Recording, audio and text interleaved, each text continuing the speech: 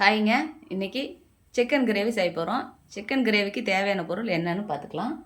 பாருங்கள், மிளகா வந்து காஷ்மீரி மிளகா எடுத்திருக்கேன். பாருங்கள், 3 காஷ்மீரி மிளகா, வரமிளகா 4, மிளகா, கொத்தமல்லி, ஜீரகம், மிளகு, பாருங்கள், மராட்டி மூக்கு, அன்னாச்சி மூக்கு,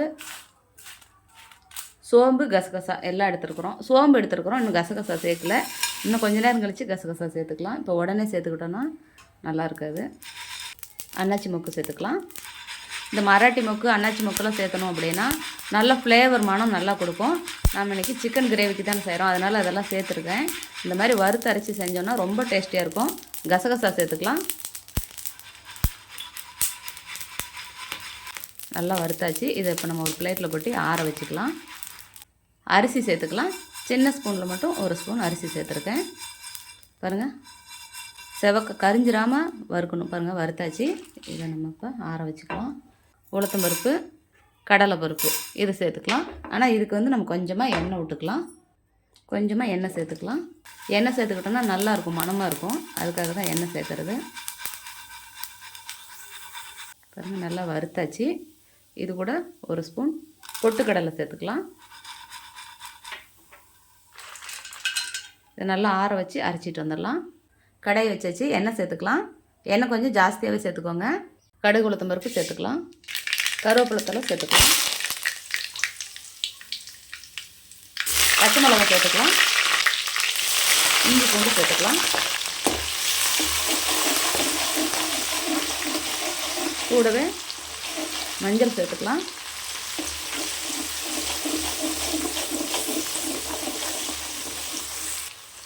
சின்ன வெங்காயம் தட்டி வச்சுருக்கேன், சேர்த்துக்கலாம். சின்ன வெங்காயம் தட்டி சேர்த்துக்கிட்டோம்னா சூப்பராக இருக்கும். நீங்கள் பெரிய வெங்காயம் சேர்த்திங்கன்னா இனிச்ச மாதிரி இருக்கும். நீங்கள் இந்த மாதிரி சின்ன வெங்காயம் சேர்த்து பாருங்களேன், டேஸ்ட்டு சூப்பராக இருக்கும். நான் வந்து இப்போ 2 கிலோ கறிக்கு தேவையான மசாலா தான் நான் இப்போ வறுத்து அரைச்சிருக்கேன், இதில் சேர்த்துருக்கேன். நீங்கள் வந்து கம்மியாக சிக்கன் எடுத்துக்கிட்டிங்கன்னா அதுக்கு தகுந்த மாதிரி எடுத்துக்கோங்க. இப்போ நம்ம சிக்கன் மசாலா சேர்த்துக்கலாம்.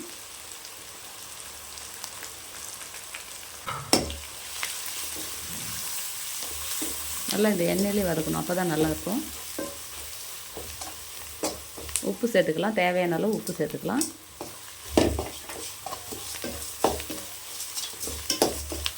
க்ளீன் பண்ணி வச்சுருக்கிற சிக்கனை சேர்த்துக்கலாம்.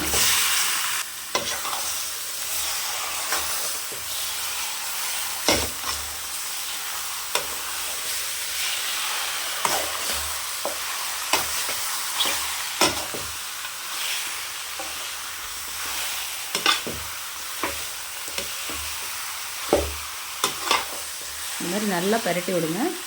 இந்த மாதிரி நல்லா பரட்டி விட்டாச்சு. தண்ணி சேர்க்க வேண்டாம். 10 நிமிஷம் அப்படியே வேகட்டும். பரட்டி விடலாம்.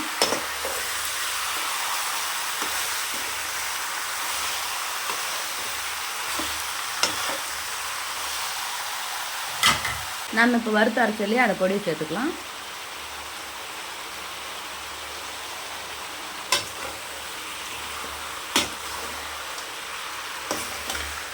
தண்ணி சேர்த்துக்கலாம். இந்த அளவுக்கு தண்ணி சேர்த்துக்கலாம்.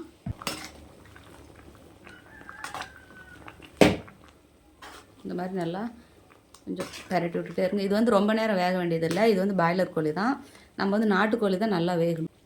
10 நிமிஷத்தில் இந்த கோழி வெந்துடும்.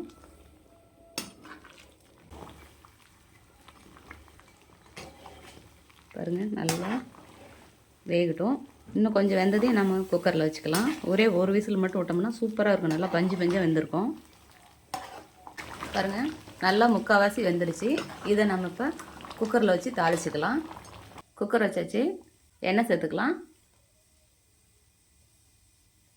கடலைப்பருப்பு, உளுத்தம்பருப்பு, கடுகு சேர்த்துக்கலாம்.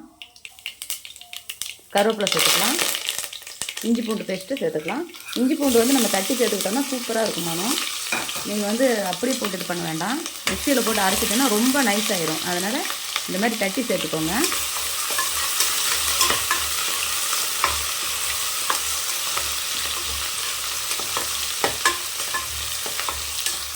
நல்லா வதங்கிருச்சு. இப்போ நம்ம அந்த பொடி பண்ணி வச்ச பவுடர் சேர்த்துக்கலாம். மிளகா, கொத்தமல்லியெல்லாம் வறுத்து அரைச்சோம் இல்லையா, அந்த பவுடர் சேர்த்துக்கலாம். தேங்காய் நான் சேர்க்கல, அடுப்பை கம்மியாக வச்சுக்கலாம். இந்த சிக்கனை இதில் சேர்த்துக்கலாம்.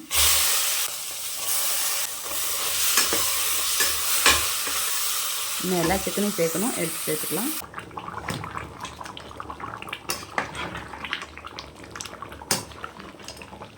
விசில் போட்டுக்கலாம்.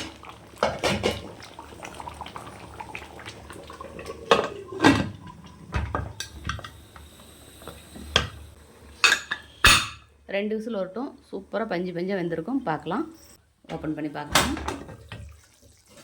பாருங்கள், நல்லா சூப்பராக கமகமன்னு சிக்கன் கிரேவி ரெடி ஆயிடுச்சு. இதேமாரி நீங்களும் உங்கள் வீட்டில் செஞ்சு பாருங்கள். செஞ்சு பார்த்துட்டு எப்படி இருக்குன்னு எனக்கு ஒரு கமெண்ட் பண்ணுங்கள், லைக் பண்ணுங்கள், ஷேர் பண்ணுங்கள். கூட கொத்தமல்லி தழை தூவிக்கலாம். கொத்தமல்லி தழை போட்டுக்கலாம்.